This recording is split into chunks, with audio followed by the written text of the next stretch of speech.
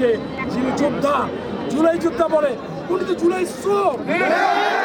ত্রয়োদশ জাতীয় সংসদ নির্বাচনে রংপুর ৩, ৪ ও ৬ আসনে ভোট কারচুপি ও ইঞ্জিনিয়ারিং এর মাধ্যমে বিএনপি প্রার্থীদের পরাজিত করা হয়েছে। এমন অভিযোগে পুনরায় ভোট গণনার দাবিতে প্রার্থী ও সমর্থকরা জেলা প্রশাসক কার্যালয় ঘেরাও করেন।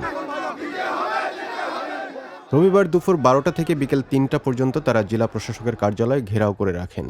পরে জেলা প্রশাসকের কাছে লিখিত অভিযোগ দেন বিএনপির ৩ পরাজিত প্রার্থী। জীবন বাজি রেখে আন্দোলন করছি, সংগ্রাম করছি, জেল খাচ্ছি, মৃত্যুর হাত থেকে বেঁচে আসছি। জনগণ তাদের কাঙ্ক্ষিত নেতাকে বেঁচে নেবে, আমরা সেই দিনটি অপেক্ষা করি। কিন্তু আমরা কি দেখলাম? আজকে যিনি যোদ্ধা, জুলাই যোদ্ধা বলে, উনি তো জুলাই শ্রম।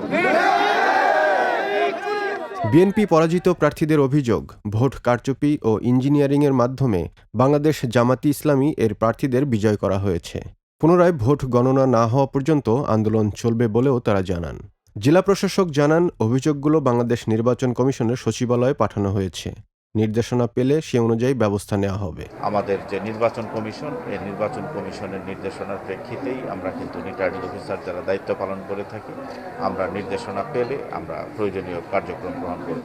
গত ১২ ফেব্রুয়ারিতে অনুষ্ঠিত ত্রয়োদশ জাতীয় সংসদ নির্বাচনে রংপুর জেলার ৬টি আসনের মধ্যে ৫টিতে জামাতের প্রার্থী এবং একটিতে এনসিপি প্রার্থী বিজয়ী হন।